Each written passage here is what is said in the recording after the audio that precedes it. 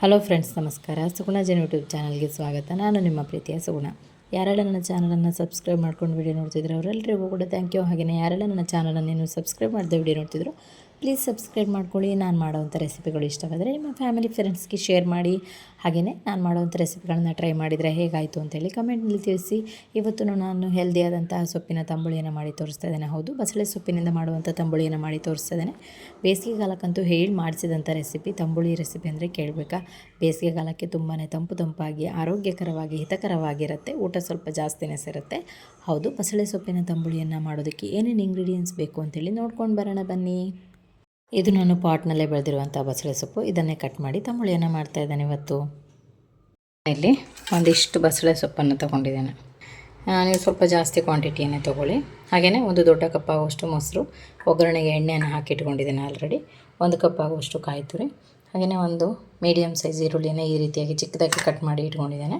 ಹಾಗೆಯೇ ಒಂದು ಈ ರೀತಿಯಾಗಿ ಈರುಳ್ಳಿ, ಇದು ಬೇಯಿಸ್ಕೊಳ್ಳಿಕ್ಕೆ, ಇದು ಸಹ ಹಾಗೆಯೇ ಬೇಯಿಸ್ಕೊಳ್ಳಿಕ್ಕೆ. ಹಾಗೆಯೇ ಒಂದು ಅರ್ಧ ಸ್ಪೂನ್ ಆಗುವಷ್ಟು ಜೀರಿಗೆ, ಒಂದು ಅರ್ಧ ಸ್ಪೂನ್ ಆಗುವಷ್ಟು ಧನಿಯಾ, ಇಷ್ಟು ಒಗ್ಗರಣೆಗೆ ಬೆಳ್ಳುಳ್ಳಿಯನ್ನು ನಾನು ಬಿಡಿಸಿಟ್ಕೊಂಡಿದ್ದೇನೆ. ಕ್ವಾಂಟಿಟಿ ನಿಮಗೆ ಬಿಟ್ಟದ್ದು, ಎಷ್ಟು ಬೇಕಾದರೂ ತೊಗೊಳ್ಬೋದು. ಒಂದು ಹಸಿರು ಮೆಣಸಿನಕಾಯಿ, ಖಾರ ಮೀಡಿಯಮ್ ಆಗಿದೆ, ನಾವು ತುಂಬ ಖಾರ ತಿನ್ನಲ್ಲ, ಹಾಗಾಗಿ ಸ್ವಲ್ಪ ಸಾಸಿವೆ. ಹಾಗೆಯೇ ಒಂದು 1/4 ಕಪ್ ಆಗುವಷ್ಟು ಹಾಲನ್ನು ತೊಗೊಂಡಿದ್ದೇನೆ. ನೀವು ಹಾಲು ಬೇಡ ಅನ್ನೋರು ನೀರನ್ನೇ ಹಾಕ್ಬೋದು, ತೊಂದರೆ ಇಲ್ಲ. ಉಪ್ಪನ್ನು ತೊಗೊಂಡಿದ್ದೇನೆ. ಈಗ ಮೊದಲನೇದಾಗಿ ಬಸಳೆ ಸೊಪ್ಪನ್ನು ಬೇಯಿಸ್ಕೊಳ್ಳೋಣ. ಇಲ್ಲೊಂದು ಯಾವುದಾದ್ರೂ ಬೇಯಿಸ್ಕೊಳ್ಳಿಕ್ಕೆ ಒಂದು ಪಾತ್ರೆನ ತೊಗೊಳ್ಳಿ. ಈಗ ಬಸಳೆ ಸೊಪ್ಪನ್ನು ನಾನು ನೀಟಾಗಿ ವಾಶ್ ಮಾಡಿ ಆಲ್ರೆಡಿ ಇಟ್ಕೊಂಡಿದ್ದೇನೆ. ಬಸಳೆ ಸೊಪ್ಪು ಹಾಕ್ತಿದ್ದೇನೆ. ಒಂದು ಹಸಿರು ಮೆಣಸಿನ್ಕಾಯನ್ನು ತೊಗೊಂಡಿದ್ವಿ, ಇದನ್ನು 2 ಪೀಸ್ ಮಾಡಿ ಇದಕ್ಕೆ ಹಾಕ್ತಾಯಿದ್ದೇನೆ. ಈರುಳ್ಳಿಯನ್ನು ತೊಗೊಂಡಿದ್ವಿ, ಇದನ್ನು ಸಹ ಹಾಕ್ತಾಯಿದ್ದೇನೆ. ಬೆಳ್ಳುಳ್ಳಿ, ಜೀರಿಗೆ ಮತ್ತು ಧನಿಯಾ ಏನಿತ್ತು, ಕೊತ್ತಂಬರಿ, ಇದೆರಡನ್ನು ಸಹ ಹಾಕ್ತಾಯಿದ್ದೇನೆ.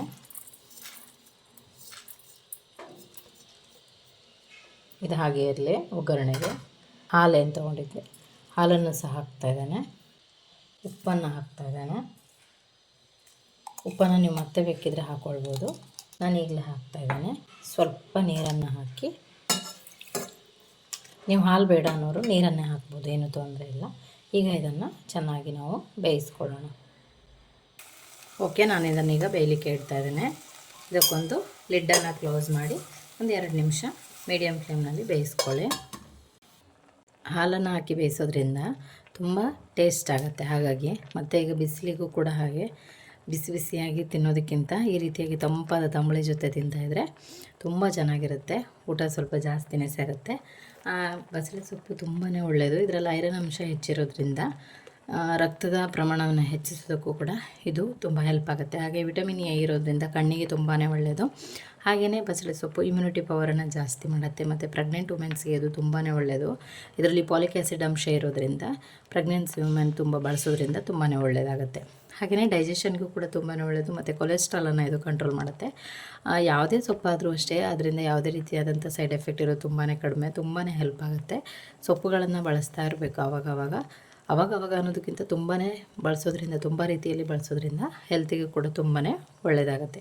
ಹಾಗಾಗಿ ಬಸಳೆ ಸೊಪ್ಪನ್ನು ಕೂಡ ಬಳಸ್ತಾ ಇರಿ. ಅಂತ ಎಲೆಗಳನ್ನು ಹಾಕಿ ಮಾಡ್ತೇನೆ ಅಂದರೆ ಮಾಡ್ಬೋದು, ಇಲ್ಲ ಹಾಲನ್ನು ಹಾಕೋದ್ರಿಂದ ಸ್ವಲ್ಪ ಅದು ಸೊಪ್ಪಾಗಿರೋದ್ರಿಂದ ತುಂಬ ಚೆಂದ ಹಾಲೆಲ್ಲ ಅದಕ್ಕೆ ಅಂಶ ಸೇರಿ ತುಂಬ ಟೇಸ್ಟ್ ಆಗುತ್ತೆ. ಬೇಡ ಅನ್ನೋರು ನೀವು ನೀರನ್ನು ಹಾಕಿ ಇದು ಮಾಡ್ಬೋದು. ಈಗ ಹಾಲಲ್ಲಿ ಬೇಯಿಸೋದ್ರಿಂದ ತುಂಬ ಟೇಸ್ಟ್ ಆಗುತ್ತೆ. ನೋಡ್ಬೋದು ಈ ರೀತಿಯಾಗಿ ಸಾಫ್ಟ್ ಆಗಿದೆ. ಮೆಣಸು ಕೂಡ ಬೆಂದಿದೆ. ಜೀರಿಗೆ ಕೊತ್ತಂಬರಿಯನ್ನು ಹಾಗೆ ಹುರಿದು ಹಾಕ್ತೀನಿ ಅಂದರೆ ಹಾಕ್ಕೊಳ್ಬೋದು, ಏನೂ ತೊಂದರೆ ಇಲ್ಲ. ಬಟ್ ನಾನೆಲ್ಲವನ್ನು ಇದಕ್ಕೆ ಬೇಯಿಸಲಿಕ್ಕೆ ಹಾಕಿದ್ದೇನೆ. ಇದು ಕೂಲ್ ಆಗಲಿ ಸ್ವಲ್ಪ, ಆಮೇಲೆ ಇದನ್ನು ರುಬ್ಕೊಳ್ಳೋಣ. ಇದನ್ನು ಒಂದು ಮಿಕ್ಸಿ ಜಾರಿಗೆ ಹಾಕ್ಕೊಳ್ತಾ ಇದ್ದೇನೆ ಎಲ್ಲವನ್ನು. ಸೊಪ್ಪೇನಿದು ಮಾಡಿದ್ವಿ ಇದನ್ನು. ಕಾಯಿ ತುರಿ ಏನಿತ್ತು 1 ಕಪ್ ಆಗುವಷ್ಟು ಕಾಯಿ ತುರಿಯನ್ನು ಹಾಕ್ಕೊಳ್ತಿದ್ದೇನೆ. ಇದು ಬೇಯಿಸಿದ ನೀರೇನಿತ್ತು ಇದೆಲ್ಲವನ್ನು ಹಾಕ್ಕೊಳ್ತಾ ಇದ್ದೇನೆ. ಉಪ್ಪೇನು ಬೇಡ, ನೀರು ಕೂಡ ಏನು ಬೇಡ. ನೋಡಿ ಈ ರೀತಿಯಾಗಿ ಇದನ್ನೀಗ ನೈಸಾಗಿ ಗ್ರೈಂಡ್ ಮಾಡ್ಕೊಂಡು ಬರೋಣ. ಓಕೆ, ನಾನು ಈ ರೀತಿಯಾಗಿ ಇಷ್ಟು ನೈಸಾಗಿ ಗ್ರೈಂಡ್ ಮಾಡ್ಕೊಂಡಿದ್ದೇನೆ. ತರಿ ಹೇಗಿದ್ರೂ ನಡೆಯುತ್ತೆ, ಏನು ತೊಂದರೆ ಇಲ್ಲ. ಇದನ್ನೀಗ ಒಂದು ನಾನು ಬೌಲ್ಗೆ ಸರ್ವ್ ಮಾಡ್ಕೊಳ್ತೇನೆ. ನಾನು ಇದರಲ್ಲಿ ಏನು ಬೇಯಿಸ್ಕೊಂಡಿದ್ದೆ ಇದಕ್ಕೆ ಹಾಕ್ಕೊಳ್ತಾ ಇದ್ದೇನೆ. ಇದಕ್ಕೆ ಸ್ವಲ್ಪ ನೀರನ್ನು ಆ್ಯಡ್ ಮಾಡಿ ಹಾಕ್ಕೊಳ್ಳಿ. ಓಕೆ, ನಾನು ಇಷ್ಟು ನೀರನ್ನು ಆ್ಯಡ್ ಮಾಡ್ತಿದ್ದೇನೆ.